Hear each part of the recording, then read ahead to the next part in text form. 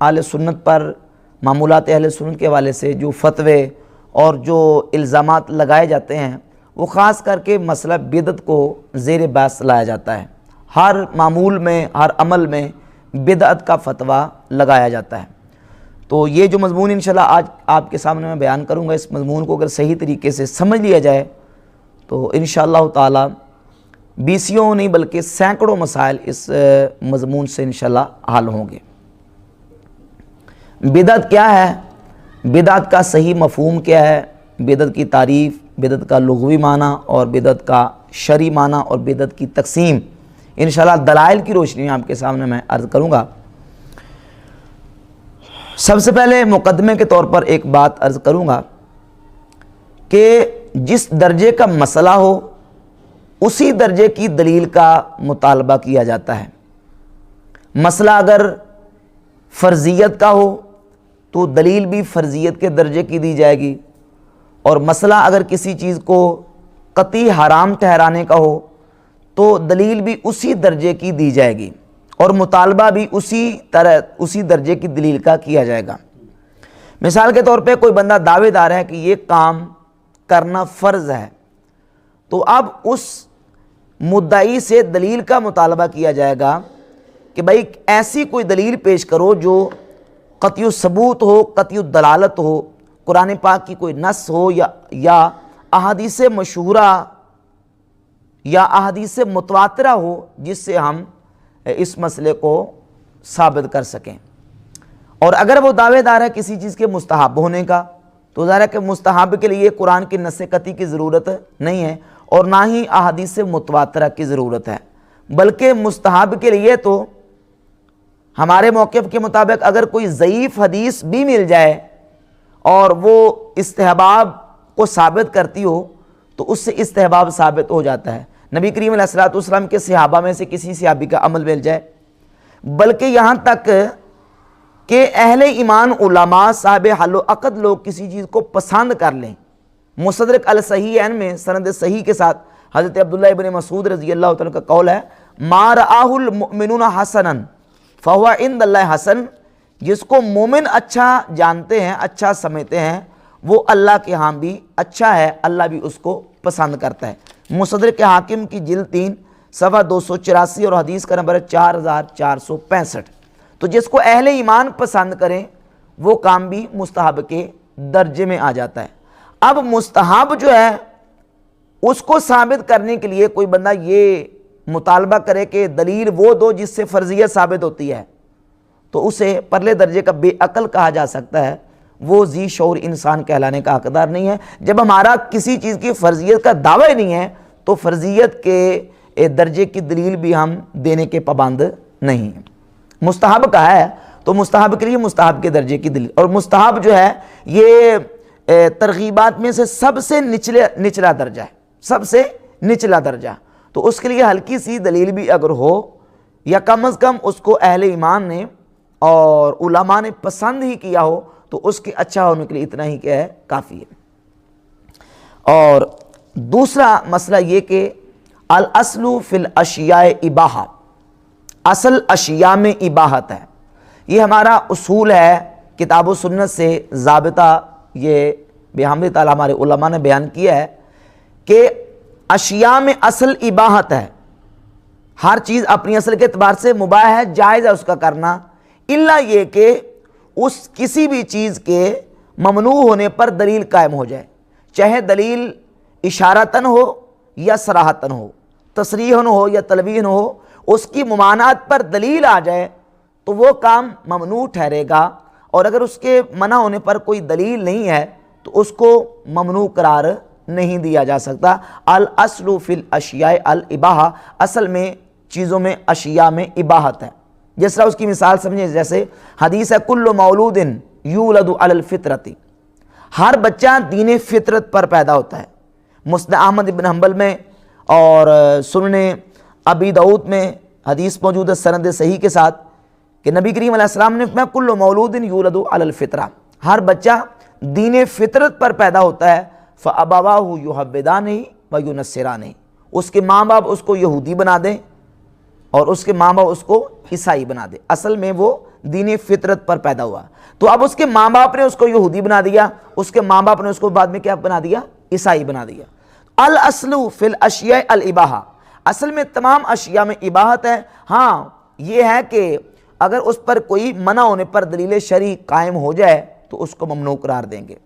یہ جو ہمارا اصول ہے قرآن مجید کی آیات سے اور نبی کریم علیہ الصلوۃ والسلام کی صحیح احادیث سے ثابت ہے.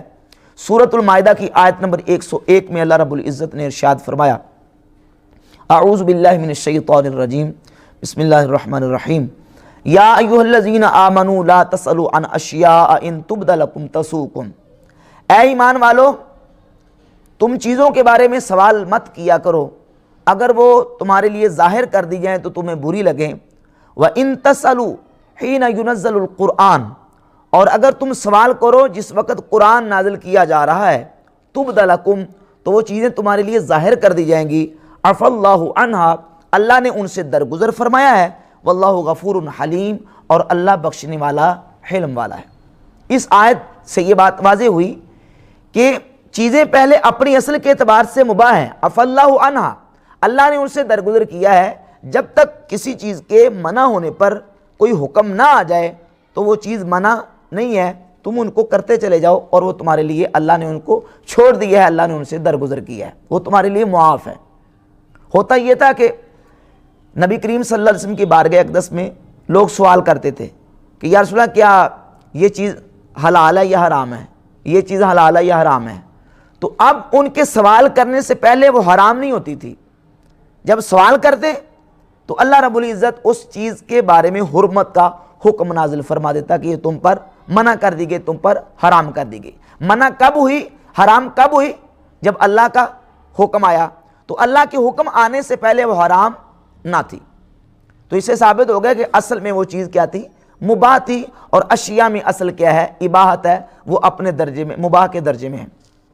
صحیح بخاری حدیث نمبر 7299, نبی کریم علیہ الصلوۃ والسلام نے فرمایا, ان اعظم المسلمین فی المسلمین جرما, مسلمانوں میں جرم کے اعتبار سے سب سے بڑا مسلم وہ ہے من سأل عن شیء لم یحرم علی المسلمین فحرم من اجل مسألتہ, کہ اس نے کسی چیز کے بارے میں سوال کیا اور اس کے سوال کرنے کی وجہ سے وہ چیز مسلمانوں پر حرام کر دی گئی, حالانکہ اس کے سوال کرنے سے پہلے وہ چیز مسلمانوں پر حرام نہیں تھی. حرام کب ہوئی؟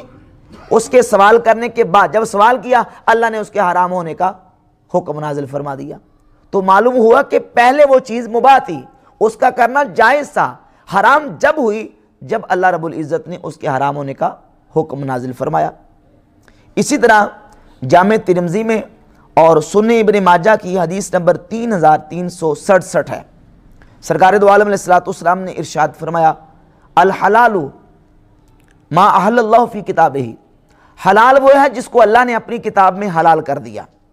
والحرام ما حرم اللہ فی کتابہ, اور حرام وہ ہے جس کو اللہ نے اپنی کتاب میں حرام کر دیا, یعنی قرآن میں جس کو حرام کر دیا.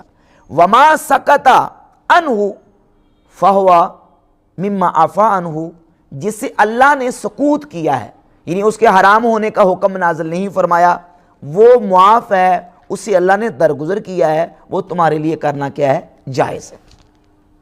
تو ان احادیث سے اور قرآن مجید کی اس آیت سے یہ بات بالکل واضح ہوئی کہ جب تک ممانعت کا حکم نہ آ جائے. اب یہ بھی سمجھیں کہ ممانعت جو ہے وہ دو طرح کی ہے, یا صراحتاً ہوگی یا اشارتاً ہوگی. اب یہ مراتب ہیں, درجات ہیں. کبھی ممانعت عبارت النص سے ثابت ہوتی ہے, اشارت النص سے ہوتی ہے, دلالت النص سے ہوتی ہے, اقتضاء النص سے ہوتی ہے. تو وہ جو ممانعت ہے اشارتاً یا صراحتاً ثابت ہو جائے تو وہ چیز ممنوع ہے, اور اگر اس کی ممانعت نہ آئے تو اس چیز کو منع نہیں کہہ سکتے, اس کو حرام قرار نہیں دے سکتے. اس پر وہ صحیح بخاری کی حدیث بھی ہماری تائید کرتی ہے کہ اس اصول کی تائید کرتی ہے کہ سیدنا صدیق اکبر رضی اللہ تعالیٰ عنہ کے دور خلافت میں جب جمع قرآن کا مسئلہ پیش آیا, اور بڑی وہ زبردست حدیث ہے, صحیح بخاری میں اس کا نمبر ہے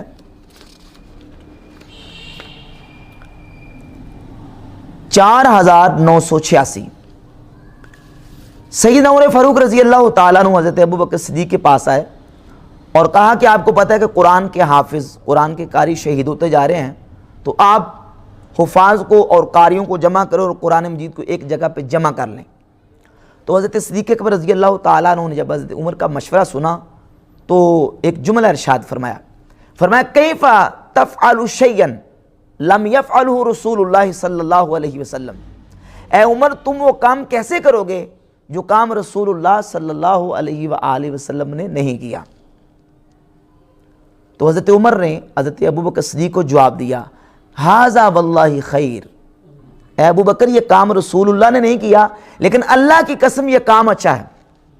یہ کام کیا ہے؟ اچھا، ھذا واللہ خیر۔ ابو بکر صدیق کہتے ہیں کہ عمر مجھ سے کہتے رہے حتیٰ کہ اللہ نے میرے سینے کو عمر کی بات کے لیے کھول دیا اور میں نے عمر کے ساتھ اتفاق کر لیا کہ اگرچہ کام رسول اللہ صلی اللہ علیہ وسلم نے نہیں کیا لیکن کام کیا ہے؟ اچھا ہے۔ پھر انہوں نے حضرت زید بن ثابت سے کہا اور ان کے ساتھ بات جب ہوئی تو انہوں نے بھی کہا کہ کیف تفعلون شیئا لم یفعلہ رسول اللہ صلی اللہ علیہ وسلم، اے ابو بکر عمر تم وہ کام کیسے کرو گے جو کام رسول اللہ صلی اللہ علیہ وسلم نے نہیں کیا؟ تو حضرت صدیق اکبر نے ان کو جواب دیا کہ واللہ خیر، اللہ کی قسم یہ کام حضور نے تو نہیں کیا لیکن کام کیا ہے؟ اچھا ہے۔ تو معلوم ہوا کہ اس کام کی اچھائی کو دیکھا جائے گا، اگر وہ کام اچھا ہے نیا ہو یا پرانا تو وہ اچھا ہے، اور اگر وہ کام برا ہے چاہے وہ نیا ہے یا پرانا وہ کیا ہے؟ برا ہے۔ تو یہ اصول بالکل واضح ہو گیا کہ اصل میں اشیاء میں کیا ہے؟ اباحت ہے۔ ہم حرام یا ممنوع اس کام کو کہیں گے جس کے حرام اور ممنوع ہونے پر شریعت کی طرف سے دلیل آ جائے۔ جس کے حرام اور ممنوع ہونے پر دلیل نہ ہو، اس کو کوئی تحکم یا سینہ زوری سے حرام کرنا چاہے تو کسی کے حرام کرنے سے وہ حرام نہیں ہوتی۔ اور پھر یہ بھی یاد رہے کہ اصول یہ ہے البینۃ علی المدعی والیمین علی من انکر، جو کسی چیز کا خلاف اصل دعویٰ کرتے ہیں کہ یہ چیز حرام ہے، یہ ممنوع ہے، یہ ناجائز ہے، تو وہ مدعی ہے کیونکہ وہ خلاف اصل کا دعوے دار ہے، اور جو خلاف اصل کا دعوے دار ہوگا وہ اپنے دعوے پر دلیل پیش کرے گا۔ اب وہ ہوتا ہی ہے کہ ہمارے جتنے اہل سنت کے معمولات ہیں، ایصال ثواب کے محافل ہوں یا کہ میلاد شریف کی محفل ہو یا دیگر ہمارے جو معمولات ہیں، ان پر مخالفین اہل سنت ہمارے عام لوگوں سے دلیل کا مطالبہ کرتے ہیں کہ آپ یہ کام کرتے ہیں اس پر دلیل دیں، تو بھئی ہم ان کو نہ فرض سمجھتے ہیں نہ ان کو واجب سمجھتے ہیں، مستحب اور مباح کے درجے میں ہم رکھ کے ان کو کرتے ہیں۔ تو میں نے مقدمے میں یہ بات واضح کر دیا کہ مستحب کے لیے ہمیں وہ کتاب اللہ سے کوئی نص قطعی کی ضرورت نہیں ہے یا احادیث متواترہ کی ضرورت نہیں ہے، اس کے لیے تو کتاب اللہ اور سنت رسول کے عمومی دلائل بھی آ جائیں تو ان عمومی دلائل سے ہم اس کا استناد کر سکتے ہیں۔ مثال کے طور پہ عمومی دلائل میں سے دعا لگا لیجئے۔ اب دعا اور ذکر اللہ یہ مستحسن کام ہے، کتاب و سنت سے اس کے عمومی دلائل موجود ہیں۔ دعا کرنے کے اجیب دعوت الداعی اذا دعان، دعا کرنے والے کی اللہ دعا کو قبول کرتا ہے، اذا دعان جب بھی وہ دعا کرتا ہے، اذا لعموم الوقت، یہ اذا جو ہے یہ عربی میں عمومی وقت کے لیے آتا ہے، جب بھی کوئی اللہ کی بارگاہ میں دعا کرتا ہے تو اللہ تعالیٰ اس کی دعا کو قبول کرتا ہے۔ تو یہ عمومی دلائل سے دعا کی اہمیت ثابت ہے۔ اب کوئی کسی خاص وقت کے لیے کہے کہ اس خاص وقت میں تم دعا کرتے ہو، اس کا ثبوت فراہم کرو، تو جو منع کرتا ہے ثبوت وہ دے گا، ہم ثبوت کیوں دیں؟ کیونکہ ہم تو کتاب و سنت کے عمومی دلائل سے استدلال کر رہے ہیں۔ تو دعا کی اہمیت، ذکر اللہ کی اہمیت عمومی دلائل سے ثابت ہے۔ اب آ جائیں بدعت کے حوالے سے، بدعت کا لغوی معنی اور بدعت کا اصطلاحی معنی۔ امام ابن حجر عسقلانی فتح الباری شرح صحیح البخاری جلد نمبر 4 صفحہ 318 پہ لکھتے ہیں، والبدعۃ اصلها ما احدث علی غیر مثال سابق، کہتے ہیں بدعت کہتے ہیں کہ اس کی اصل یہ ہے کہ جو بغیر کسی سابقہ مثال کے کام نیا کیا جائے وہ بدعت ہے۔ وتطلق فی الشرع فی مقابل سنہ، اور شریعت میں یہ لفظ بدعت سنت کے مقابلے میں آتا ہے۔ فتکون مذمومہ، جب یہ سنت کے مقابلے میں آئے تو وہ بدعت مذموم ہوگی، وہ بری ہوگی، وہ کبھی بدعت ہوگی۔ و تحقیق، اور تحقیق یہ ہے ان کانت ممن تندرج تحت مستحسن فی الشرع فہی مستحسن، اگر وہ کسی مستحسن شرع کے تحت آتی ہو تو وہ شریعت میں مستحسن ہے، وَإِن كَانَتْ مِمَّن تَنْدَرِجُ تحت مستقبہ فی شرع فہی مستقبہ، اور اگر وہ کسی ایسی چیز کے تحت آتی ہو جس کو شریعت نے کبھی کہا ہے تو وہ بدعت کبھی ہے، وہ بدعت کیا ہے؟ کبھی ہے۔ وَإِلَّا فَهِيَ مِنْ قِسْمِ الْمُبَاحِ، اور اگر وہ مستقبے کے تحت بھی نہیں ہے اور مستحسن کے تحت بھی نہیں ہے تو وہ مباح ہے۔ وہ بدعت کون سی ہے؟ بدعت مباح ہے۔ وَقَدْ تَنْقَسِمُ إِلَى الْأَحْكَامِ الْخَمْسَةِ، فرماتے ہیں کہ بدعت کی پھر کتنی قسمیں بنتی ہیں؟ 5۔ بدعت واجبہ، مندوبہ، محرمہ، مستحبہ، یہ ساری اس کی آگے تقسیم ہے۔ اسی بات کو ہدیۃ المہدی کے صفحہ 117 پہ غیر مقلد عالم وحید الزمان حیدرآبادی نے بھی ذکر کیا ہے، اور امام نووی رحمۃ اللہ علیہ نے شرح صحیح مسلم میں بھی بدعت کی 5 اقسام بیان کی ہیں۔ اور بدعت کی تقسیم کے حوالے سے ایک زبردست حوالہ حضرت امام محمد بن ادریس شافعی رحمۃ اللہ علیہ کا حافظ ذہبی نے سیر اعلام نبلاء کی جلد 8 صفحہ 266 پہ بیان کیا ہے۔ امام شافعی فرماتے ہیں المحدثات من الامور دربان، نئے کام نئی باتیں اس کی 2 قسمیں ہیں۔ احدہما ما احدث مما یخالف کتابا او سنتا او اثرا او اجماعا، کہ اگر وہ نیا کام کتاب کے یعنی قرآن کے، سنت پیغمبر کے یا اثر صحابی کے یا اجماع امت کے خلاف ہو، فَهَذِهِ الْبِدْعَةُ ضَلَالَةٌ، تو یہ بدعت گمراہی ہے، یہ بدعت گمراہی ہے جو کتاب اللہ، سنت رسول اور اثر صحابی یا اجماع امت کے خلاف ہے۔ وَالثَّانِيَةُ، اور دوسری ما احدث من الخیر لا خلاف فیہ لواحد من ھذا، دوسری وہ ہے جو بلائی، جو نیک اچھا کام کیا جائے اور وہ ان 4 چیزوں میں سے کتاب اللہ، سنت پیغمبر اور اثر صحابی اور اجماع امت میں سے کسی ایک کا بھی خلاف نہ ہو، فَهِيَ محدثہ غیر مذمومہ، وہ ایسا نیا کام ہے جو برا نہیں ہے، وہ برا کام نہیں ہے۔ تو بدعت کی جو تقسیم امام ابن عسقلانی نے، امام نووی نے اور امام محمد بن ادریس شافعی رحمۃ اللہ علیہ نے کی ہے، یہ تقسیم ہمیں جب ہم بدعت کے متعلقہ آنے والی احادیث کو جمع و تطبیق دے کے اس کا نتیجہ نکالتے ہیں تو نتیجہ اور رزلٹ یہی نکلتا ہے کہ بدعت کی تقسیم ہوتی ہے۔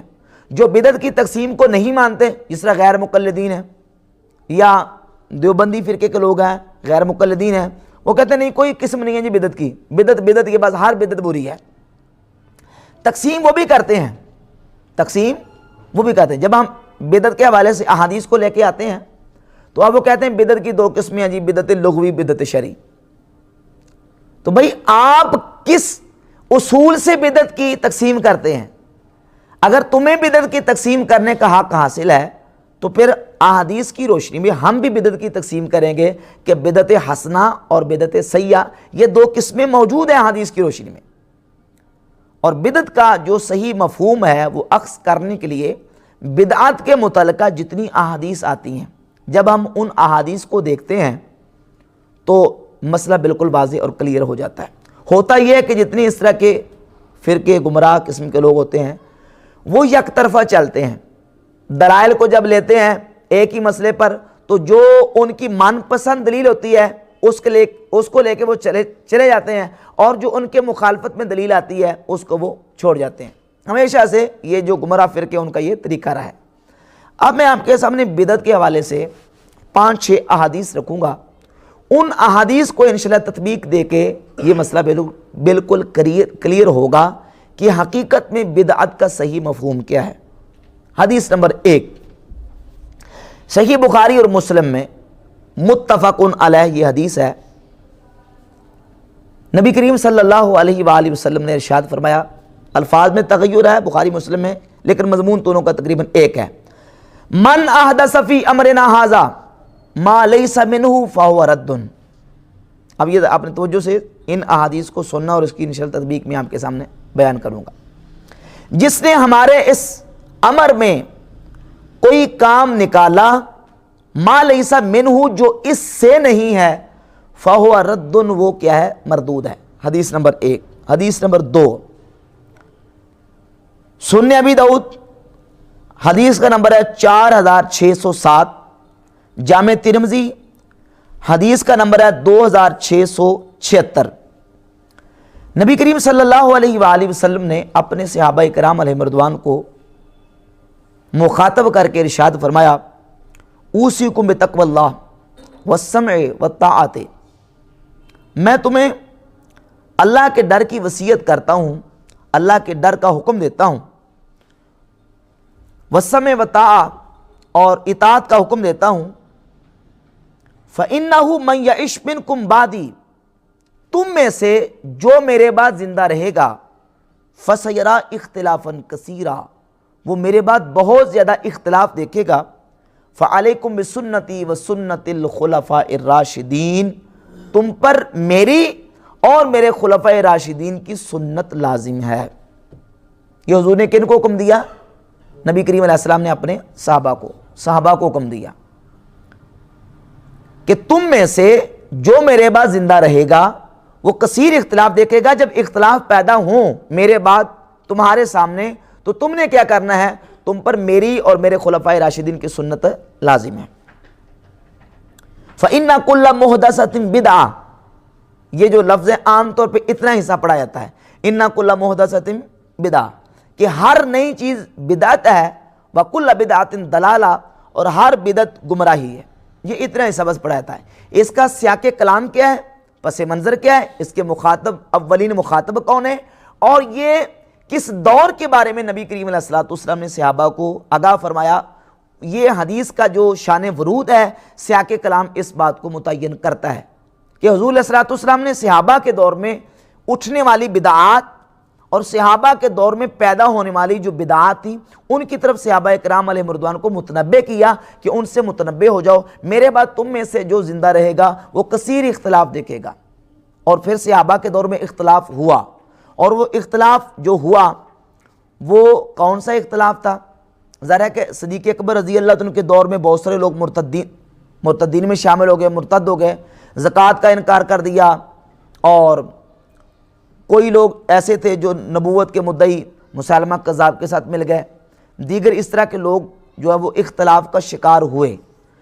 اور امام بخاری نے صحیح بخاری میں حضرت قبیصہ سے وہ روایت بیان کی ہے کہ صدیق اکبر رضی اللہ کے دور میں لوگ مرتد ہوئے اور صدیق اکبر رضی اللہ تعالیٰ نے ان کے ساتھ قتال کیا.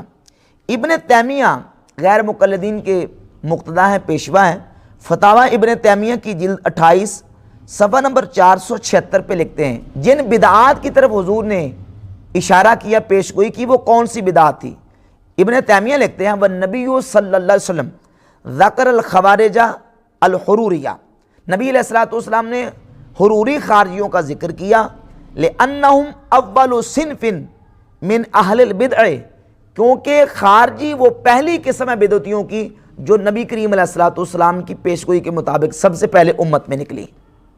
خرجوا بعدہ، جو حضور کے بعد نکلے، بل اولہم خرج فی حیاتہ، بلکہ خارجی وہ بدعتی ہیں جو حضور کی حیات طیبہ میں نکل چکے تھے. حضور کی ظاہری حیات طیبہ میں خارجی جو ہیں وہ پیدا ہو چکے تھے. فذکرہم لقربہم من زمانہ، نبی علیہ السلام نے اپنے زمانہ کے قریب ہونے کی وجہ سے ان بدعتیوں کا ذکر فرمایا. تو بدعت کی دو قسمیں اس اعتبار سے بھی ہوتی ہیں، بدعت اعتقادی اور بدعت عملی.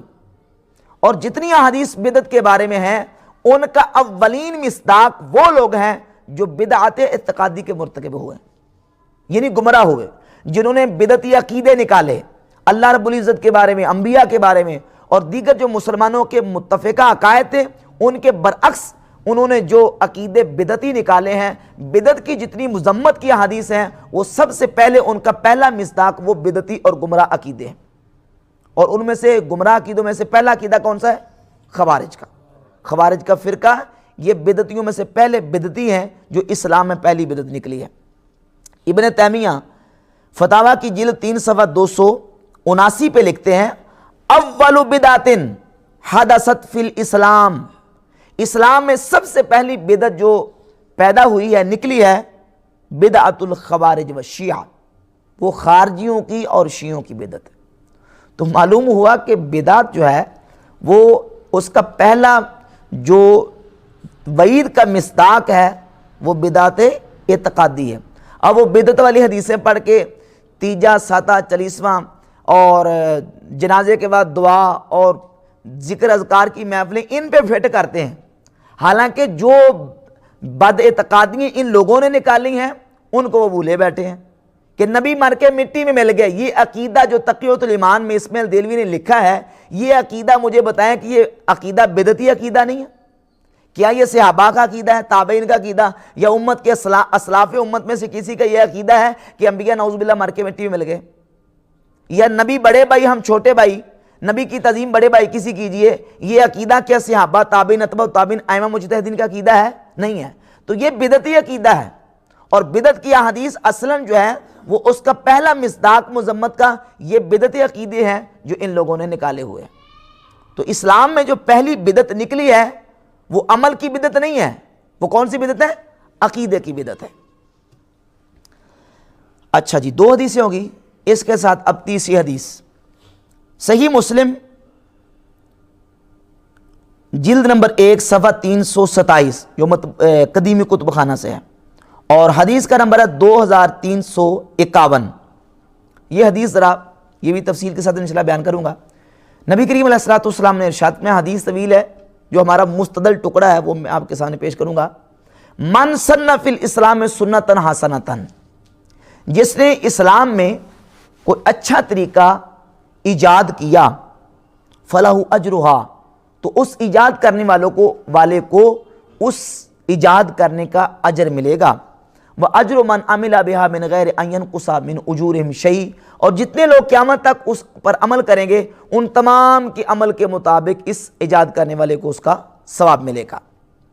اور فرمایا مَنْ سَنَّ فِي الْإِسْلَامِ سُنَّةً سَيِّئَةً، اور جس نے اسلام میں کوئی برا طریقہ ایجاد کیا، كَانَ عَلَيْهِ وِزْرُهَا وَوِزْرُ مَنْ عَمِلَ بِهَا، تو اس پر اس کا گناہ ہوگا، اور قیامت تک جتنے لوگ وہ برا کام کریں گے ان تمام کے برابر اس برا کام ایجاد کرنے والے کو اس کے ذمہ گناہ ڈلے گا۔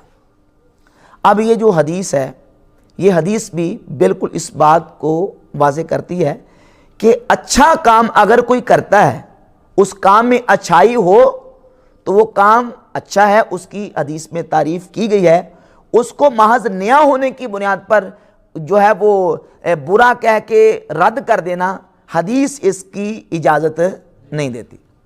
اب اس سلسلے میں غیر مقلدین جو اوچھے ہتھ کنڈے استعمال کرتے ہیں وہ یہ ہے، وہ کہتے ہیں دیکھیں یہ جو آیا نا حدیث میں من سنہ، سنہ کا معنی جو ہے یہ کسی سنت کو جاری کرنا ہے۔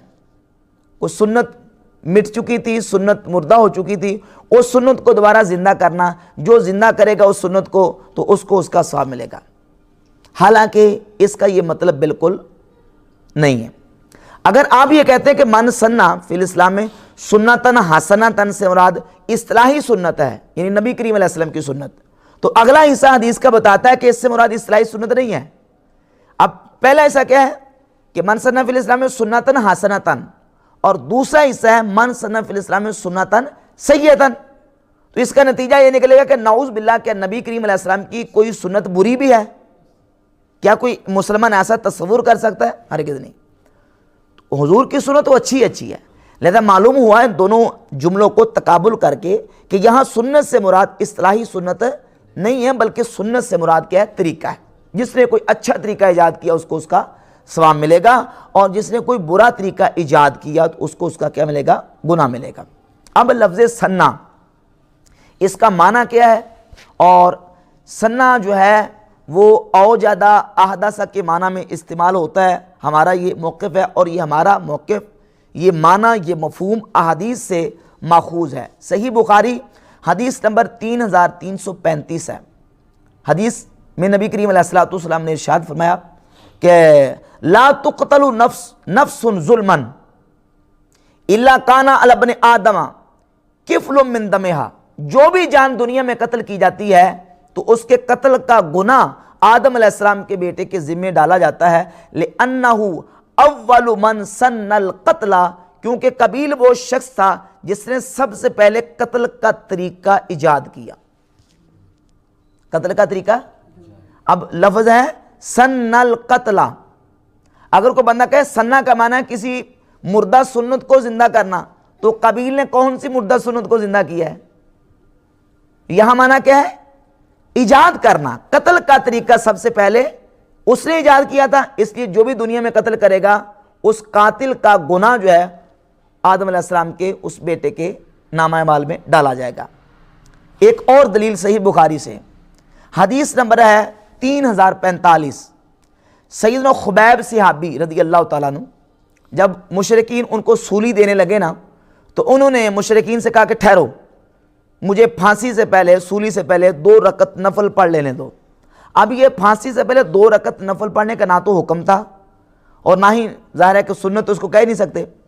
تو حضرت خبیب رضی اللہ تعالیٰ عنہ نے جب پھانسی سے پہلے 2 رکعت سنت پڑھی تو امام بخاری اس کو لے کے ہیں کہ ہوا سن الرکعتین لکل امر مسلم قتل صبرن، کہتے ہیں کہ ہر اس مسلمان کے لیے جو صبرن قتل کیا جائے، حضرت خبیب نے سن الرکعتین 2 رکعت پھانسی کے وقت پڑھنا ایجاد کی ہیں.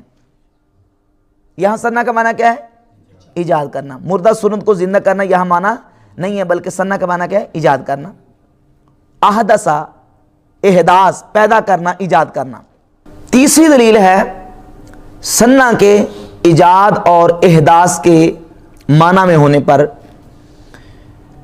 سنن ابی داؤد حدیث نمبر 506، مسند احمد ابن حنبل جلد 5 صفحہ 246 اور السنن الکبری میں بھی یہ حدیث تغیر الفاظ کے ساتھ موجود ہے کہ حضرت سیدنا معاذ ابن جبل رضی اللہ تعالیٰ عنہ نبی کریم علیہ السلام کی بارگاہ اقدس میں سرکار نماز پڑھا رہے تھے. تو یہ صحابی لیٹ آئے تاخیر سے، ان کی کچھ رکعتیں رہتی تھی. جب نبی کریم علیہ السلام نے نماز سے سلام پھیرا تو حضرت معاذ ابن جبل نے جو ان کی رکعتیں رہتی تھیں، نماز پڑھنے کے بعد سرکار کے سلام پھیرنے کے بعد وہ کھڑے ہو گئے، اور کھڑے ہونے کے بعد انہوں نے اپنی جو رکعتیں رہتی تھیں ان کو پورا کیا. اب یہ اس سے پہلے جو نا وہ نبی کریم علیہ السلام نے کسی صحابی کو یہ تعلیم نہیں دی تھی. یہ حضرت معاذ بن جبل نے اپنی طرف سے یہ کام کیا. جب انہوں نے کیا تو حضور علیہ السلام نے اس کی تعریف کی اور فرمایا قد سن لکم معاذ، تمہارے لیے معاذ نے یہ طریقہ ایجاد کیا ہے. فہاکذا فافعلوا، تم بھی ایسے ہی کیا کرو. جس کی رکعتیں رہ جائیں تو وہ اسی طرح کیا کرے کہ وہ بعد میں کھڑا ہو کے ان رکعتوں کو ادا کر لیا کرے. تو سنہ کا معنی یہاں کیا ہے؟ ایجاد کرنا اور احداث کرنا، پیدا کرنا. سن لکم معاذ، تمہارے لیے معاذ نے یہ طریقہ ایجاد کیا ہے.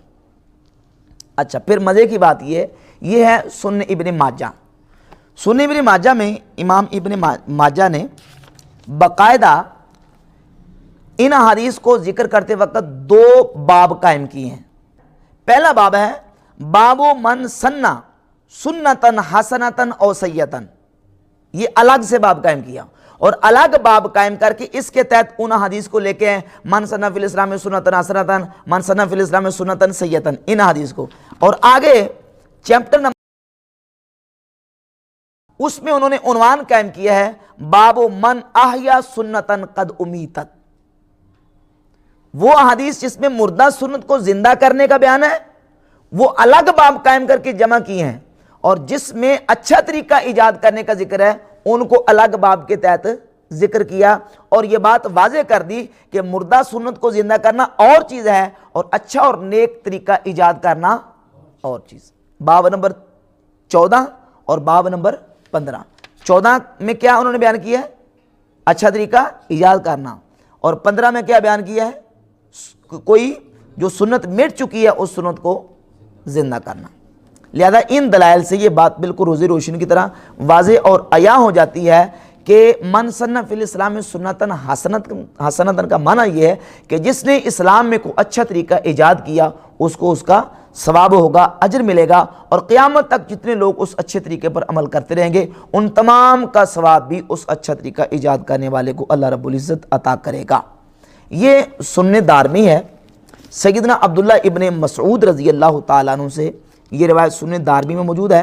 حضرت عبداللہ ابن مسعود فرماتے ہیں کہ میرے پاس جلد نمبر 1 ہے اور صفحہ نمبر اس کا 142 اور روایت کا نمبر ہے 517۔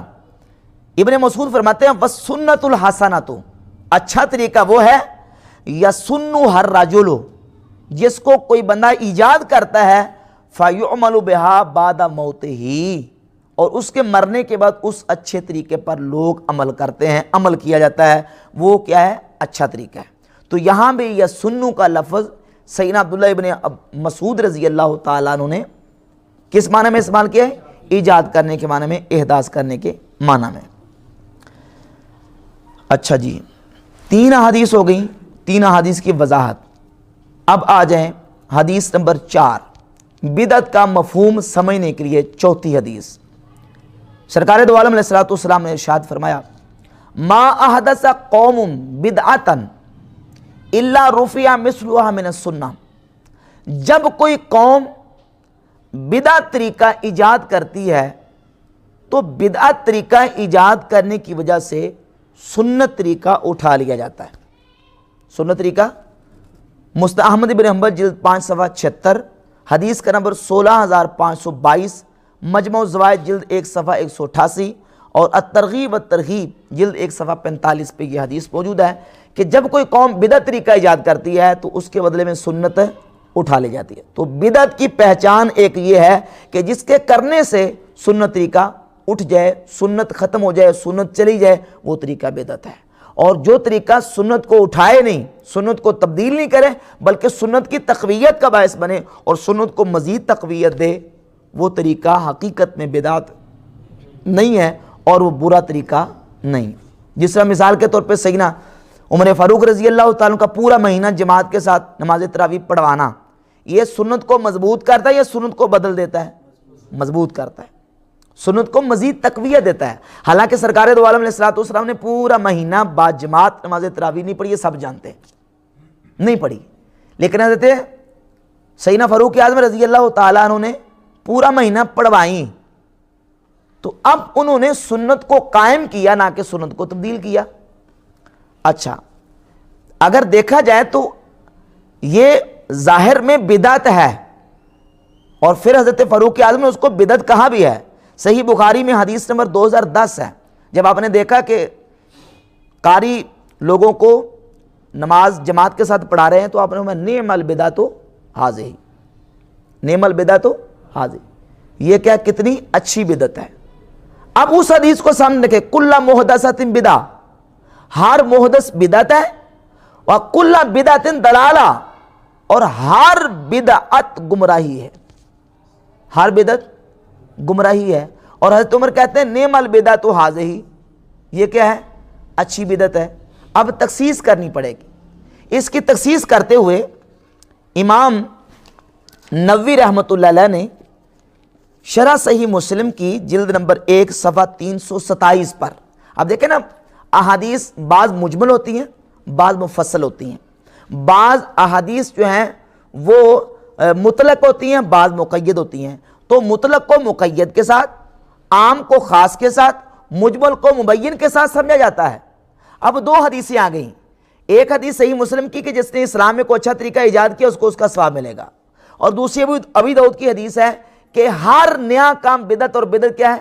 گمراہی ہے۔ جب ان 2 حدیثوں کو ہم دیکھتے ہیں تو یہ امام نووی رحمۃ اللہ علیہ شرح صحیح مسلم کی جلد 1 صفحہ 327 پہ لکھتے ہیں، فرماتے ہیں کہ وفی ھذا الحدیث تخصیص قولہ صلی اللہ علیہ وسلم من سن فی الاسلام والی حدیث جو ہے، اس حدیث سے نبی کریم علیہ السلام کی اس حدیث کی تخصیص ہوتی ہے کل محدثۃ بدعہ وکل بدعۃ ضلالہ، اس حدیث کی کہ ان المراد بہ المحدثات الباطلہ والبدع المذمومہ، یہ جو کہا گیا کہ ہر محدث بدعت ہے، اس ہر محدث سے مراد کون سا ہے؟ وہ محدث ہے جو باطل ہے۔ سمجھ آ رہی بات؟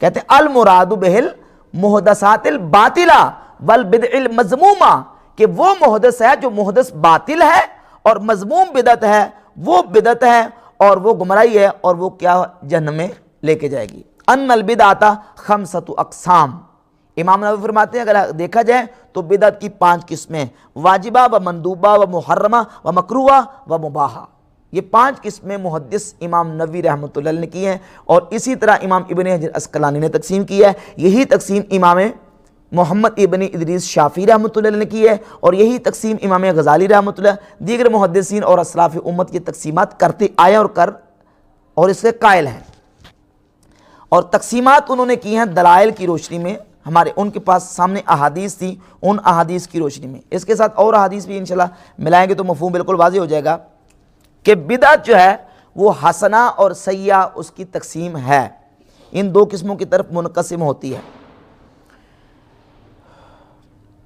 امام ابن حجر عسقلانی نے فتح الباری شرح صحیح بخاری کی جلد نمبر 3 میں سیدنا عبداللہ ابن عمر رضی اللہ تعالیٰ سے 2 احادیث کو ذکر کیا اور ساتھ لکھا کہ وہ اسناد صحیح ہیں، دونوں کی سندیں صحیح ہیں۔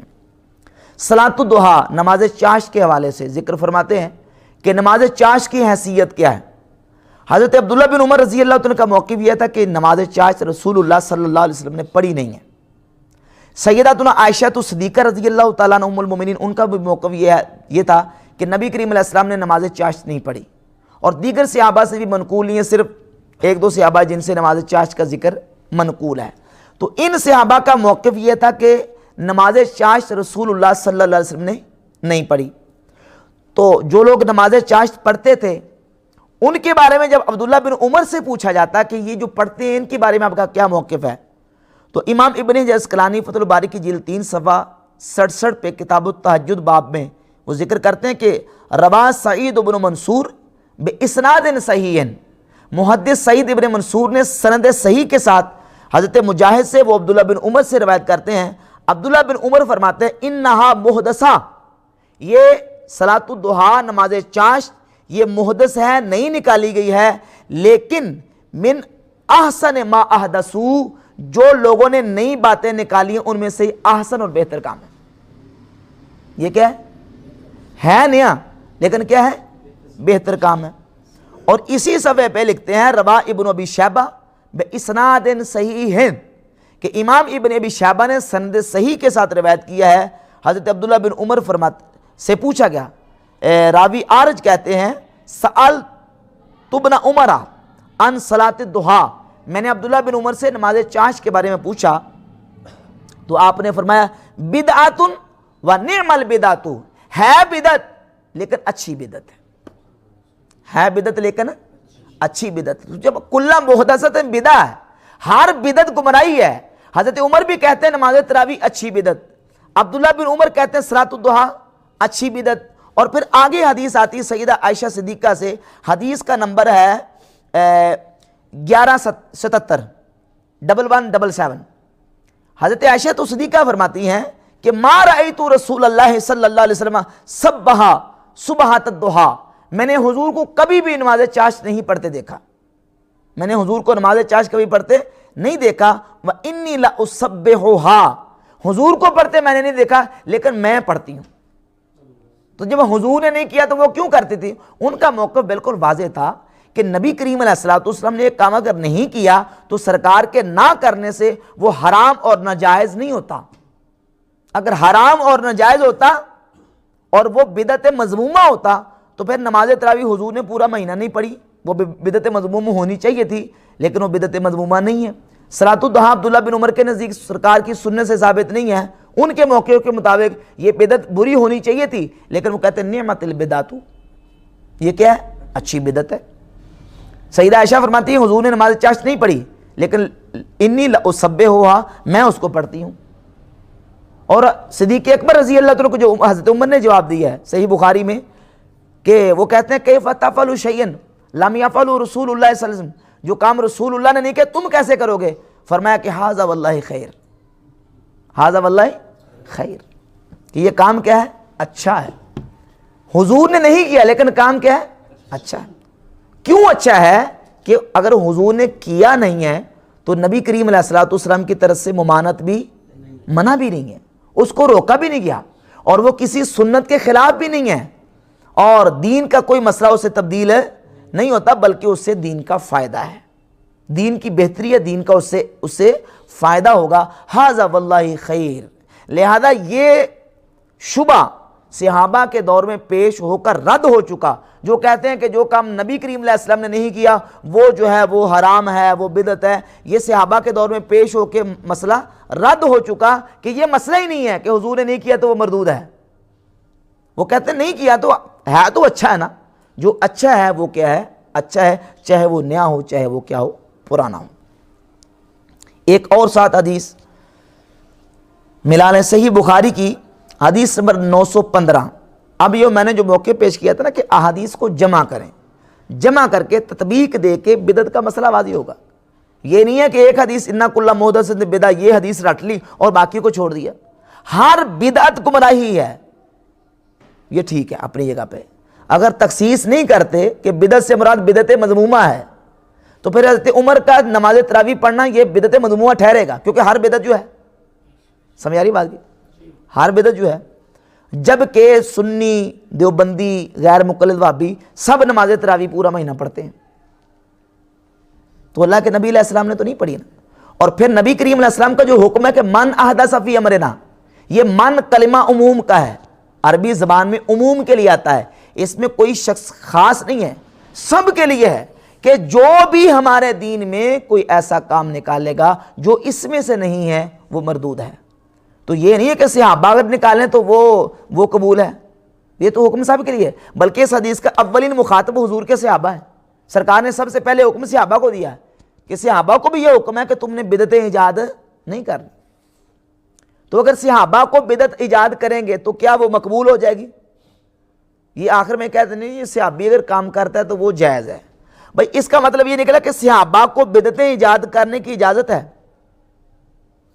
صحابہ کو یہ حضور نے اتھارٹی دی ہے کہ تم بدعت ایجاد کر سکتے ہو؟ ہرگز نہیں۔ تو صحابہ اگر کوئی عمل کرتے ہیں تو ان سے ہم استناد کریں گے، ان کے عمل کو دلیل پکڑ کے حدیث کا مفہوم سمجھیں گے کہ حدیث کا اصل مفہوم کیا ہے۔ اِنَّ کُلَّ بِدْعَةٍ ضَلَالَہ کا مفہوم کیا ہے؟ وہ اس سے مراد بدعت سے بدعت مذمومہ ہے، نہ کہ اچھا اور نیا، ہر نیا کا۔ حضرت سیدنا عثمان غنی رضی اللہ عنہ کا دور آیا تو انہوں نے جمعے کی دوسری اذان شروع کر دی۔ صحیح بخاری حدیث کا نمبر 915۔ امر بی عثمان بن عفان حین کثر اہل المسجد، تو انہوں نے پہلی اذان دوسری اذان کا حکم دیا لوگوں کو کہ دوسری اذان بھی دی جائے۔ اب ایک میں غیر مقلد کا مسئلہ سن رہا تھا تو اس نے کہا جی وہ جو اذان تھی وہ مقام زہرہ پر باہر دی جاتی تھی وہ بدعت نہیں ہے۔ یا دوسری تو تھی نا، مسجد کے اندر ہو یا مسجد کے باہر ہو، دوسری تو تھی نا۔ کیا دوسری اذان رسول اللہ صلی اللہ علیہ وسلم نے دلوائی ہے؟ نہیں دلوائی۔ جب حضور نے نہیں دلوائی تو جو کام اللہ کے نبی نے نہیں کیا وہ بدعت ہے، تو یہ تو بدعت بنتا ہے۔ اور پھر اس پر صحیح حدیث موجود ہے، حضرت عبداللہ بن عمر سے جب پوچھا گیا، جب بات کی گئی جمعے کی اذان کے والے سے، تو مصنف ابن ابی شیبہ جلد 2 صفحہ 78 پہ الاذان الاول یوم الجمعۃ بدعۃ، عبداللہ بن عمر کہتے ہیں جمعے کی اذان پہلی کیا ہے؟ بدعت ہے۔ پہلی سے مراد یعنی جو وقت کے اعتبار سے پہلی ہے، جو لوگوں کو جمع کرنے کے لیے، یہ کیا ہے؟ بدعت ہے۔ تو یہ تو بات واضح ہوگی کہ بدعت ہے۔ کون سی بدعت ہے؟ بدعت مذمومہ یا محمودہ؟ اگر تم کو ہر بدعت گمراہی ہے تو بدعت ہونا تو اس کا واضح ہو گیا عبداللہ بن عمر کے فتوے سے۔ اب بدعت کی تقسیم کیے بغیر صحابہ کو بدعتی ہونے سے نہیں بچا سکتے، تقسیم کیے بغیر بدعتی ہونے سے نہیں۔ اور اگر تم تقسیم نہ کرو اور پھر یہ نہیں کرتے، اور یہ غیر مقلد میں خصوصاً جو ہے نا یہ کہہ دیتے ہیں کہ صحابہ بدعتی ہیں۔ اب یہ فتاوی الحدیث اٹھا کے دے، اس میں لکھا اس نے جونا گڑی کا قول نقل کیا، وہ کہتا ہے کہ عثمان کی یہ بدعت ہے، عثمان کی بدعت ہے، اور بدعت عمری اور دیگر اس طرح کہتے ہیں۔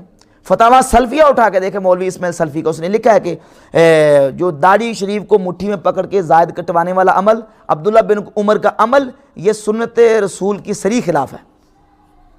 ابن تیمیہ نے اقتضاء الصراط مستقیم میں لکھا ہے کہ حضرت عبداللہ بن عمر جو ان مقامات پہ نفل پڑھتے تھے جہاں حضور علیہ الصلوۃ والسلام نے اتر کے نماز پڑھی ہے عمرے کے دوران، سفر کے دوران، تو وہ کہتا ہے کہ بالہوا مما ابتدا، یہ تو عبداللہ بن عمر کی بدعت ہے۔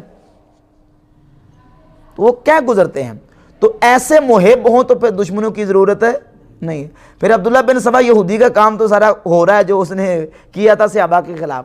تو الحمدللہ اگر صحابہ کا دفاع کرتے ہیں تو اہل سنت و جماعت کرتے ہیں کہ ہم صحابہ کو بدعتی نہیں سمجھتے، ان کے جو معمولات ہیں، جو انہوں نے معاملات کیے ہیں، وہ بدعت مذمومہ نہیں تھی، اس اعتبار سے کہ وہ نیا ہے اس پر بدعت کا لفظ بولا گیا ہے۔ الاذان الاول یوم الجمعہ بدعت کہا گیا ہے، اور نماز تراویح بدعت کہا گیا ہے، صلاۃ الضحیٰ بدعت کہا گیا ہے، لیکن یہ بدعت مذمومہ نہیں ہے، اچھا کام تھا اور اس میں کوئی برائی نہیں تھی، نیک عمل تھا، لہذا وہ بدعت مذمومہ نہیں ہے، اور جو بدعت کے بارے میں احادیث ہیں وعید کی، ان کا یہ مستحق نہیں ہے۔ اس کے ساتھ اگلی حدیث جامع ترمذی حدیث نمبر 2677 اور ابن ماجہ حدیث نمبر 209، امام ترمذی نے اس کو حسن کہا ہے۔ وہ حدیث ہے کہ نبی کریم علیہ الصلوۃ والسلام نے ارشاد فرمایا، من ابتدع بدعۃ ضلالۃ، کلمات پہ غور کریں ذرا، من ابتدع بدعۃ ضلالۃ، جس نے کوئی گمراہی والی بدعت ایجاد کی۔ کون سی؟ ہر بدعت ہی گمراہی ہے، تو بدعت کے ساتھ دلالت کی شرط کیوں لگائی گئی؟ بدعت کے ساتھ دلالت کی قید کیوں لگائی گئی؟ تو بدعت کے ساتھ دلالت کی قید لگانا یہ بدعت محمودہ کو نکالنے کے لیے ہے، کہ وہ جو اچھی ہے وہ نہیں، بدعت دلالت، جو گمراہی کی بدعت ہے، جس نے گمراہی کی بدعت ایجاد کی، لا یرضا اللہ ورسولہ، جو اللہ رسول کو راضی نہیں کرتی، تو کان علیہ مثل آثام من عمل بہا، تو فرماتے ہیں جس نے اس پر عمل کیا ان تمام کا گناہ اس بدعت طریقہ ایجاد کرنے والے پر ہوگا، اور اس کے گناہ سے ان لوگوں کے گناہ سے کوئی کمی نہیں ہوگی۔ تو یہ بدعت کے ساتھ دلالت کا لفظ جو ہے یہ بھی اس بات کو واضح کرتا ہے کہ جو گمراہی والی بدعت ہے، بدعت دلالہ ہے، بدعت مذمومہ ہے، مذمت اس کی ہے، جو اچھا نیا کام ہے اس کی مذمت نہیں ہے۔ مستدرک حاکم کی حدیث میں پہلے بھی پیش کر سکا ہوں، یہ ایک مستقل دلیل کے طور پر بھی آتی ہے، اس لیے میں دوبارہ پڑھ دیتا ہوں۔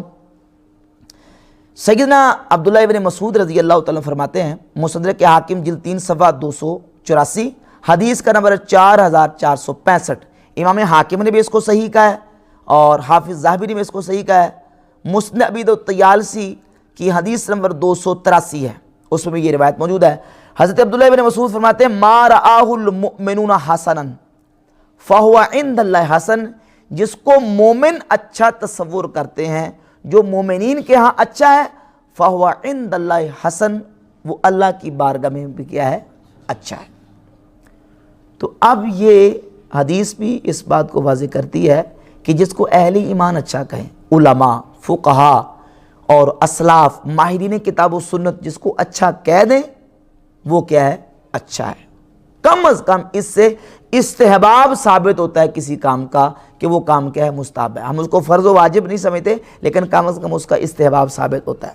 علماء امت، بزرگان دین نے کوئی کام کیا ہو، اور وہ شخصیات جو امت کے ہاں مسلمہ شخصیات ہیں، محدثین، علماء، فقہاء، تو ان کے اس کام کرنے سے جو کتاب و سنت کے خلاف نہیں ہے، تو ان کے کرنے سے کم از کم اس عمل کا استحباب ثابت ہو جاتا ہے۔ اس حوالے سے اور بھی بہت ساری احادیث اور روایات موجود ہیں، میں اسی پر اختصار کر کے ان 5-6 احادیث کو جب ہم تطبیق دیتے ہیں، مطابقت کرتے ہیں، تو بدعت کی تقسیم کیے بغیر کوئی چارہ نہیں ہے۔ بحمد تعالیٰ ان سے بالکل یہ بات واضح ہوتی ہے کہ اچھی اور بری یہ بدعت کی تقسیم موجود ہے۔ اگر یہ نہ کریں تو احادیث آپس میں ان کا تعارض لازم آتا ہے اور ٹکراتی ہیں، اور پھر اس کا نتیجہ نہیں نکل سکتا، نتیجہ یہی نکلتا ہے کہ بدعت کی تقسیم ہے۔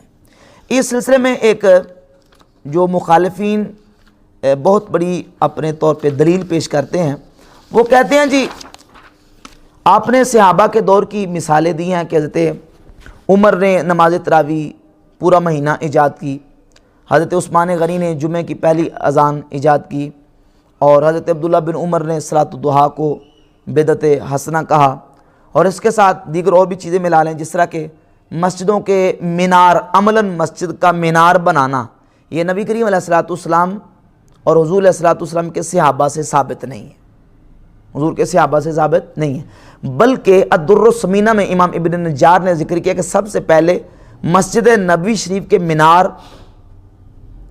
اموی خلیفہ راشد حضرت عمر بن عبدالعزیز رحمہ اللہ نے بنوائے تھے، اور اسی طرح مسجد کے جو محراب، یہ تاکی شکل میں چھوٹا سا ایک جو دیوار قبلہ میں چھوٹا سا تاکی شکل میں محراب بنایا جاتا ہے.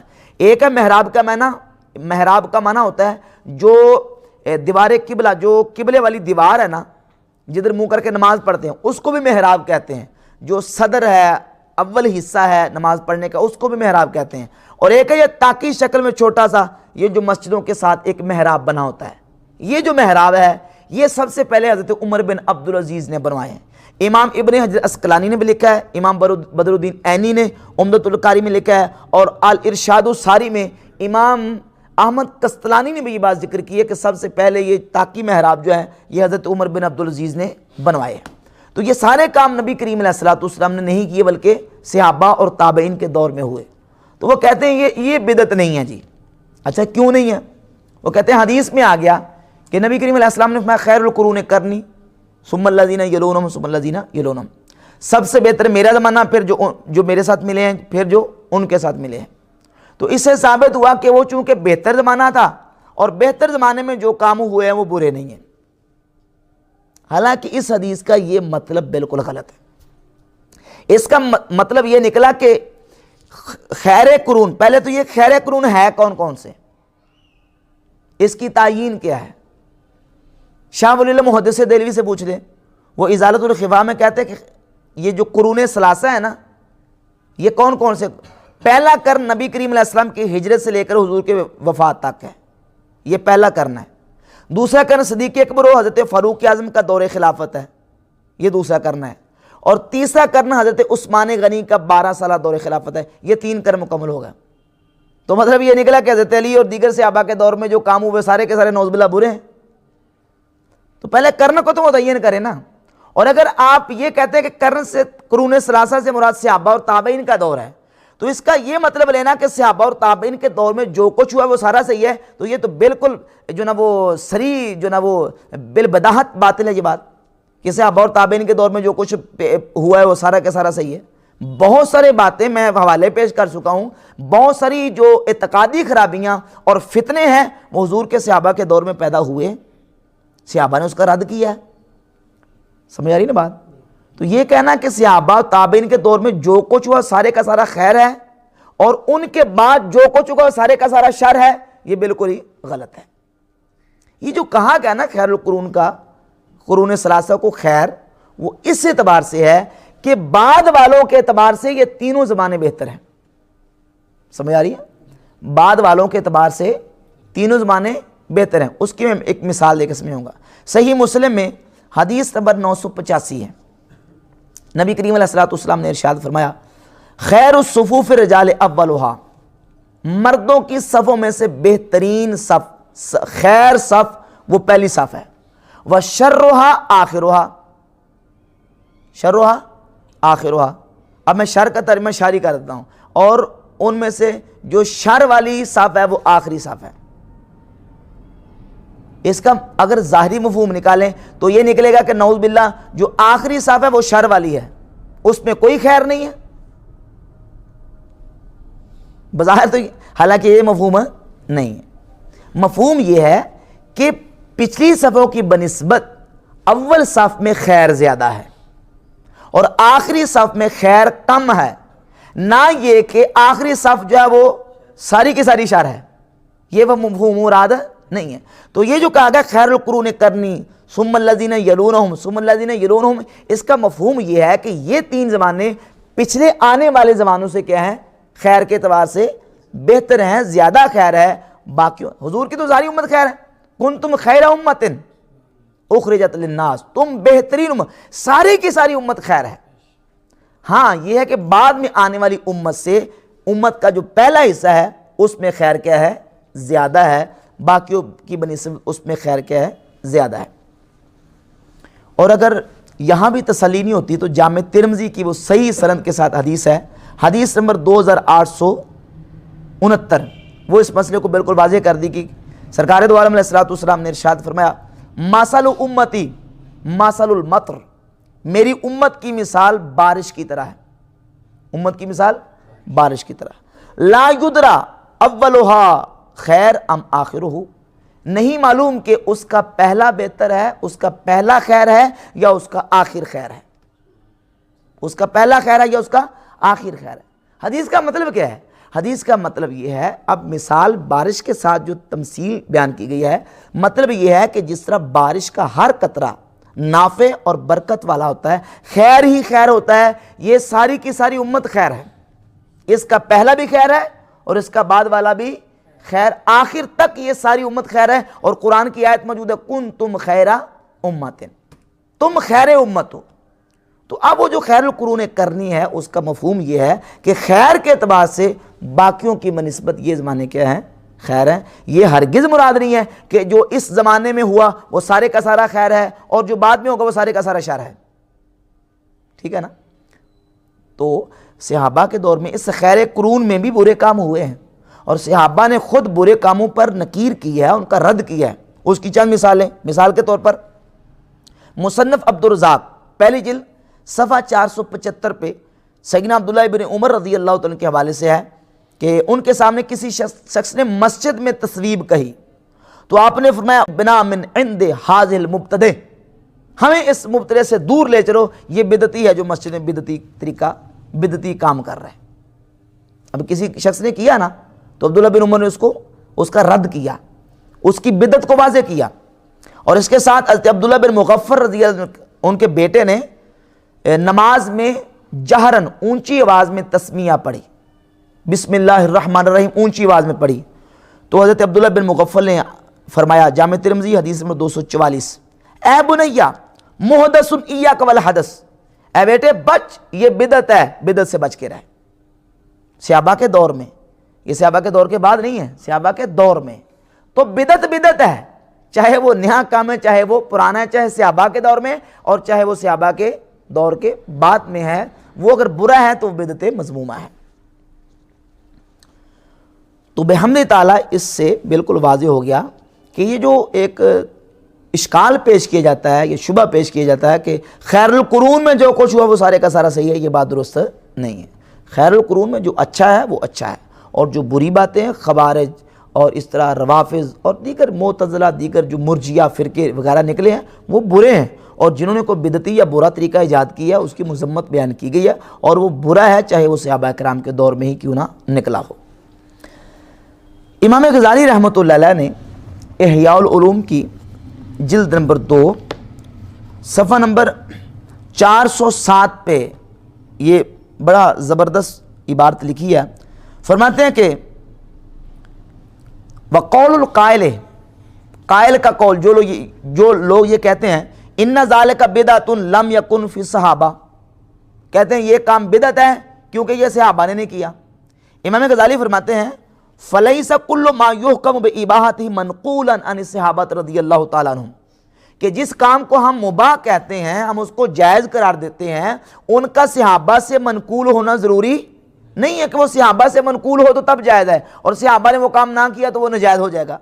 صحابہ کا نہ کرنا کسی کام کو ناجائز قرار نہیں دیتا، بلکہ فرماتا ہے انما المحظور، ممنوع وہ کام ہے ارتکاب بدعت، بدعت کا ارتکاب کرنا، اور ایسی بدعت تراغم سنتا معصورہ، جو سنت معصورہ کی مخالف ہو۔ تو فرماتے ہیں کہ جو سنت معصورہ کے خلاف ہو، وہی حدیث ما حدث قوم بدعتا الا رفع مثل من السنہ، جب کوئی بدعت آئے گی تو اس کے مقابل میں سنت طریقہ اٹھ جائے گا اور سنت ختم۔ تو بدعت رافع سنت ہے، سنت کو مٹانے والی ہے، جس سے سنت اٹھ جاتی ہے اس کو کیا کہتے ہیں؟ بدعت کہتے ہیں۔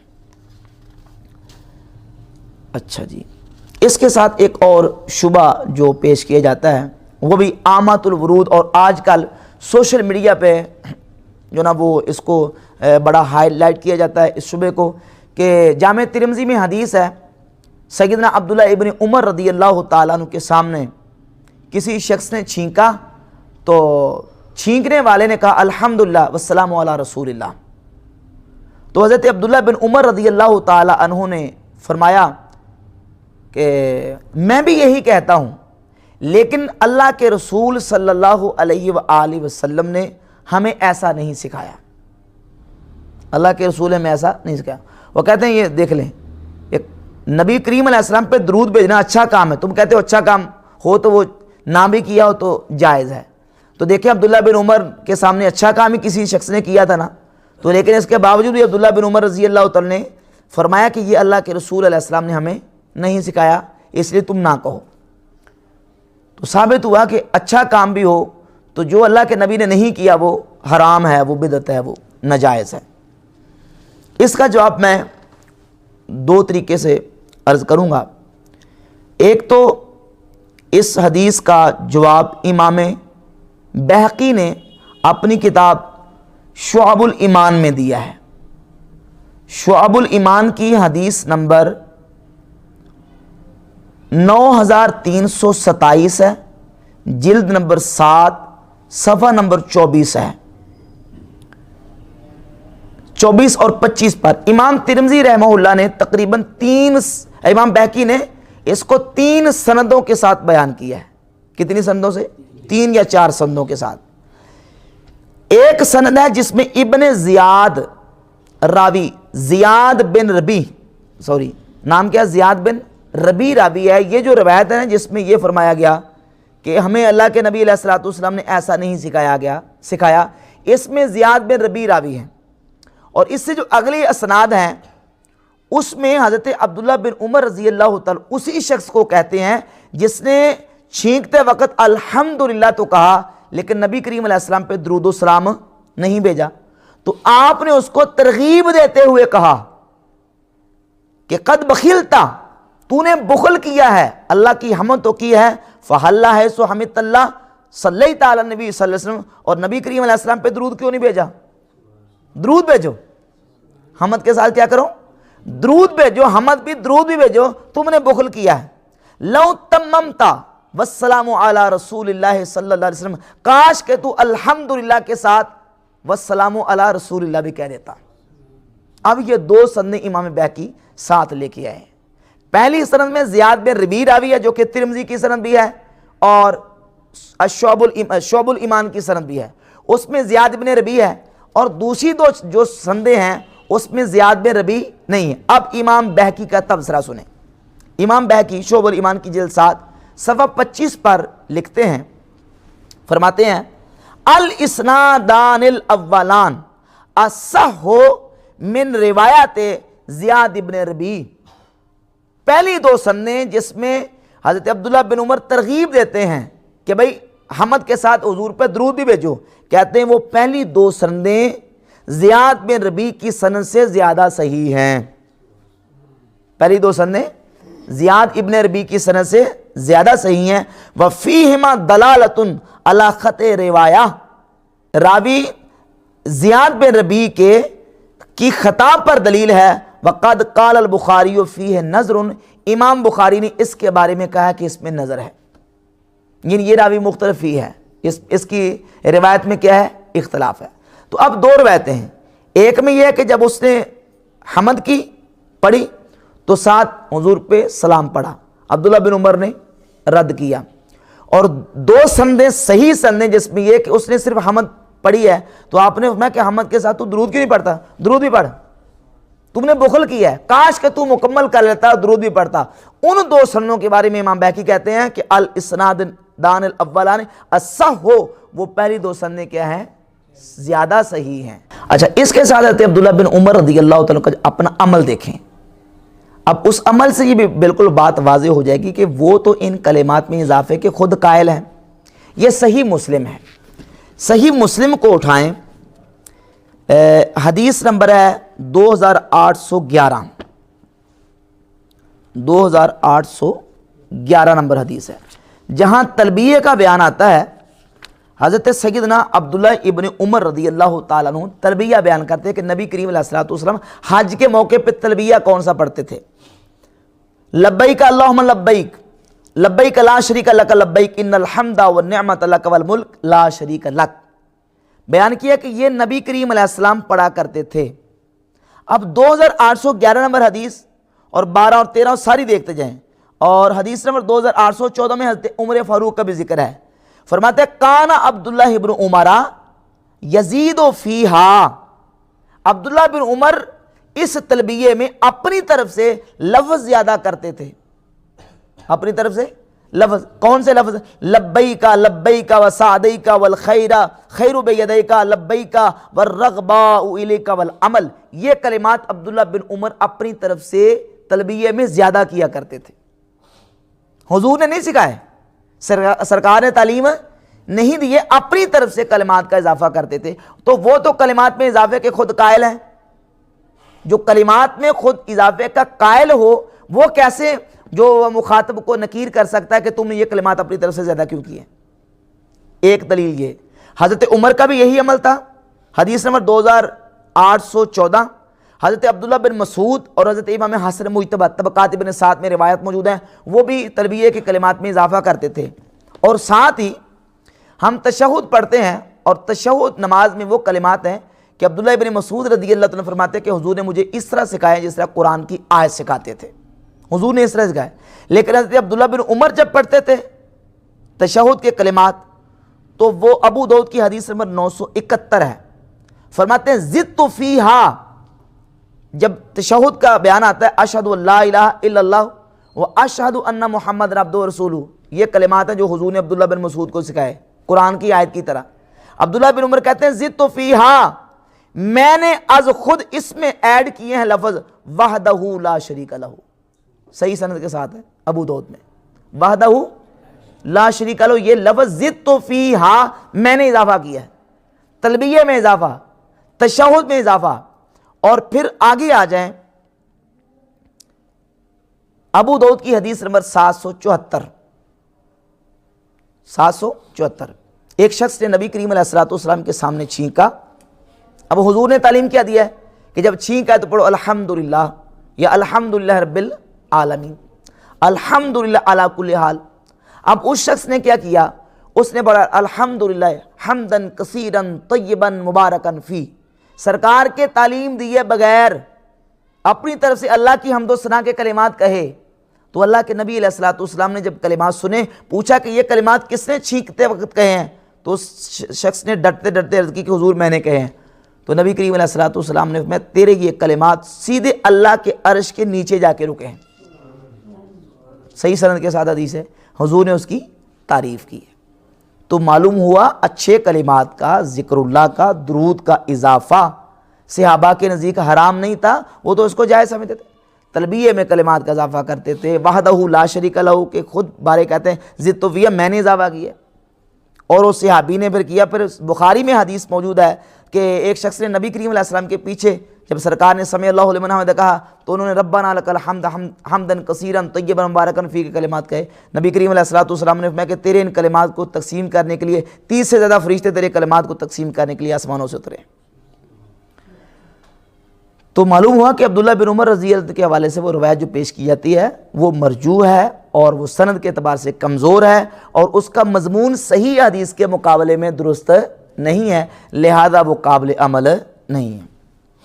اور اس کے ساتھ ساتھ ایک جو بات آخری میں کرنا چاہتا ہوں وہ حضرت عبداللہ ابن مسعود رضی اللہ تعالیٰ کے حوالے سے ایک روایت سنن دارمی سے پیش کی جاتی ہے کہ حضرت عبداللہ ابن مسعود رضی اللہ تعالیٰ عنہ نے دیکھا کہ کچھ لوگ مسجد میں حلقہ بنا کے ذکر کر رہے تھے، تو آپ نے ان کا رد کیا۔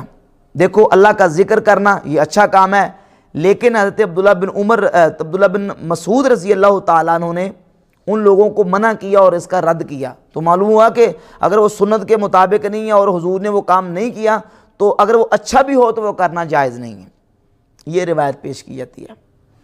تو اس روایت کے حوالے سے میں اس کے دو جواب پیش کروں گا۔ ایک تو جواب اس کا یہ کہ اس روایت کی سند میں ایسے راوی موجود ہیں جن پر محدثین نے جرح کی ہے، جس طرح کہ عمر بن یحییٰ۔ اگر عمر بن یحییٰ ہو تو پھر یہ متروک راوی ہے، اور اگر عمر بن یحییٰ ہو تو اس پر بھی جرح موجود ہے، اور حکم بن مبارک پر بھی محدثین نے جرح کی ہے۔ اگر علی سبیل تنزل اس روایت کی سند صحیح بھی ثابت ہو جائے تو ایک جواب اس کا یہ کہ یہ روایت اور اثر احادیث صحیحہ کے خلاف ہے۔ احادیث صحیحہ کون سی؟ صحیح مسلم میں، اچھا اس روایت سے یہ ثابت ہوتا ہے کہ اجتماع کی شکل میں جمع ہو کر اللہ کا ذکر مسجد میں کرنا یہ جائز نہیں ہے۔ اکیلے اکیلے کر لیں تو کر لیں، جمع ہو کے ایک جماعت کی صورت میں، قوم کی صورت میں یہ ذکر کرنا جائز نہیں ہے۔ حالانکہ محدثین نے باقاعدہ عنوانات اور چیپٹر قائم کر کے ان احادیث کو کتابوں میں جمع کیا ہے، جس سے یہ ثابت ہوتا ہے کہ نبی کریم علیہ الصلوۃ والسلام نے جماعت اور جمع ہو کے ذکر کرنے کی تعریف فرمائی ہے۔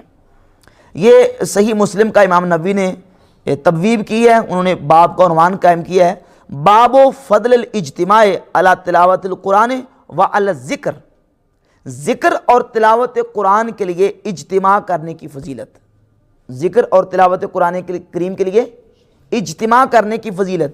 اور اس کا ایک باب ہے باب و فضل مجالس ذکر، ذکر کی مجلس منعقد کرنے کی فضیلت، اور اس کے تحت وہ احادیث کو لے کے، احادیث وہ ساری لمبی ہو جائیں گی، میں اس میں سے صرف وہ جو خاص حصہ ہے وہ پڑھ دیتا ہوں۔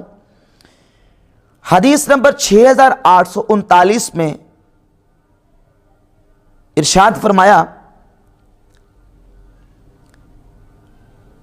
اِنَّ لِلَّهِ تَبَارَكَ وَتَعَالَى مَلَائِكَةٌ سَيَّارَةٌ، اللہ کے کچھ فرشتے ہیں جو زمین پہ اترتے ہیں، یبتغون مجالس ذکر، وہ ذکر کی مجلسیں، ذکر کے اجتماعات آ کے تلاش کرتے ہیں۔ فَإِذَا وَجَدُوا مَجْلِسًا فِيهِ ذِكْرٌ، جب وہ ایسی مجلس کو دیکھتے ہیں جس میں اللہ کا ذکر ہو رہا ہوتا ہے، قَعَدُوا مَعَهُمْ، تو ان ذکر کرنے والوں کے ساتھ بیٹھ جاتے ہیں۔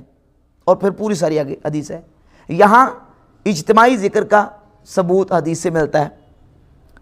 پھر اگلی حدیث آپ آ جائیں جو خاص اس حدیث کے جواب میں حدیث بنتی ہے 6853 نمبر، ارشاد فرمایا، مجتمع قوم فی بیت من بیوت اللہ، جب اللہ کے گھروں میں سے کسی گھر میں یعنی مسجد میں لوگ جمع ہوتے ہیں، اجتماع کرتے ہیں، یتلون کتاب اللہ ویتدارسونہ بینہم، اللہ کی کتاب کی تلاوت کرتے ہیں اور اس کا درس دیتے ہیں، الا نازلت علیہم السکینۃ، ان پر سکینہ نازل ہوتی ہے اور ان کو رحمت گھیر لیتی ہے، ڈانپ لیتی ہے، ان کو فرشتے گھیر لیتے ہیں، وذکرہم اللہ فی من عندہ، اور اللہ ان کا فرشتوں کے ہاں ذکر کرتا ہے۔ تو اس سے بھی اجتماع ذکر کا ثبوت ملتا ہے۔ اور حدیث نمبر 6855 میں ہے کہ لا یقعد قوم یذکرون اللہ عز وجل، جب کوئی قوم بیٹھ کے اللہ کا ذکر کرتی ہے تو فرشتے آ کے ان کو گھیر لیتے ہیں۔ کون کرتی ہے؟ قوم یذکرون اللہ، ایک قوم بیٹھ کے اللہ کا ذکر کرتی ہے۔ پتہ چلا کہ اجتماعی ذکر کرنا اس کی حدیث میں تعریف بیان کی گئی۔ اور آخری حدیث اس سلسلے میں 6857 نمبر حدیث، خرج معاویۃ علی حلقۃ فی المسجد، اس حدیث میں بھی حلقوں کا ذکر ہے اثر میں، اور صحیح بخاری مسلم کی اس حدیث میں بھی حلقے کا ذکر ہے کہ صحابہ علیہم رضوان ایک حلقہ بنا کے مسجد میں بیٹھے ہوئے تھے۔ حضرت امیر معاویہ آئے اور آ کے ان کو کہا کہ ما اجلسکم، تمہیں یہاں کس نے بٹھایا؟ تو انہوں نے کہا کہ جلسنا نذکر اللہ، ہم یہاں بیٹھے ہیں تاکہ اللہ کا ذکر کریں۔ حلقہ بنا کے کس لیے بیٹھے ہیں؟ تاکہ اللہ کا ذکر کریں۔ تو انہوں نے کہا کہ اللہ کی قسم کھاؤ کہ تم اس لیے بیٹھے ہو۔ انہوں نے کہا اللہ کی قسم کھاتے کہ ہم اس لیے بیٹھے ہیں۔ وہ کہتے ہیں میں نے کسی تہمت کی وجہ سے تم سے قسم نہیں لی، بلکہ ایک دفعہ اس طرح ہوا تھا کہ نبی کریم علیہ الصلوۃ والسلام خرج علی حلقۃ من صحابی، حضور بھی اسی طرح اپنے صحابہ کے ایک حلقے کے پاس آئے جو مسجد میں بیٹھے ہوئے تھے، تو حضور نے ان سے پوچھا کہ ما اجلسکم، تمہیں یہاں کس چیز نے بٹھایا؟ تو انہوں نے کہا جلسنا نذکر اللہ ونحمدہ علی ما ہدانا للاسلام، ہم یہاں اجتماع ذکر کر کے بیٹھے ہیں تاکہ اللہ کا ذکر کریں اور اللہ کی حمد و ثنا بیان کریں۔ تو نبی کریم علیہ الصلوۃ والسلام نے ان سے قسم لی، انہوں نے قسم دی تو فرمایا میں نے تہمت کی وجہ سے قسم نہیں لی، بلکہ ابھی بھی جبریل میری بارگاہ میں آئے ہیں اور آ کے اللہ کا پیغام سنایا ہے، ان اللہ یباہی بکم الملائکہ، کہ اے نبی آپ کے صحابہ کے اس عمل پر اللہ فرشتوں میں فخر فرما رہا ہے۔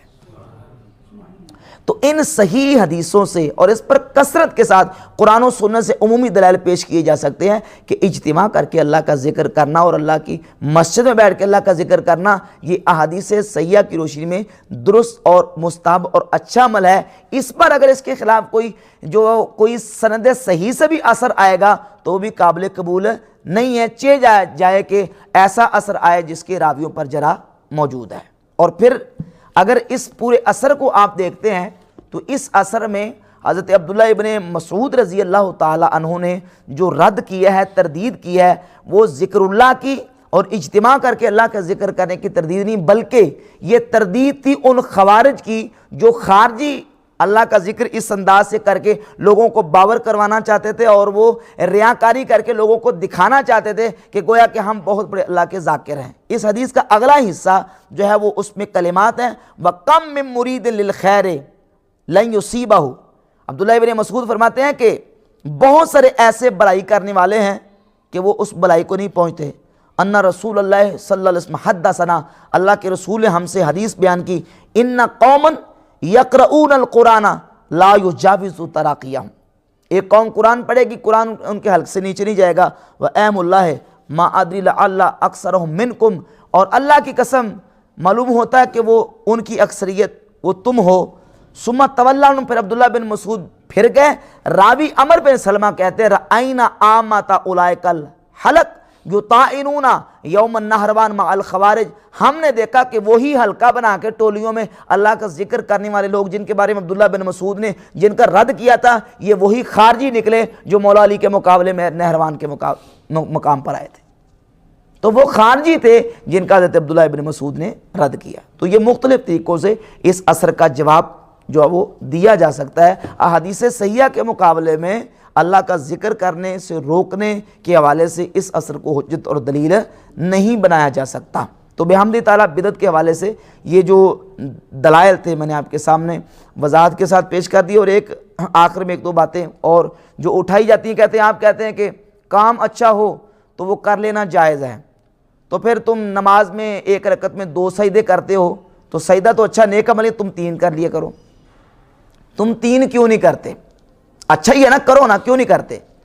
تو بھئی بات یہ ہے کہ میں نے عرض کیا ممانعت جو ہے وہ کبھی صراحتاً ہوتی ہے، کبھی اشارتاً، کبھی تصریحاً، کبھی تلویحاً ہوتی ہے۔ تو اب ہم 2 سجدے کیوں نہیں کر سکتے؟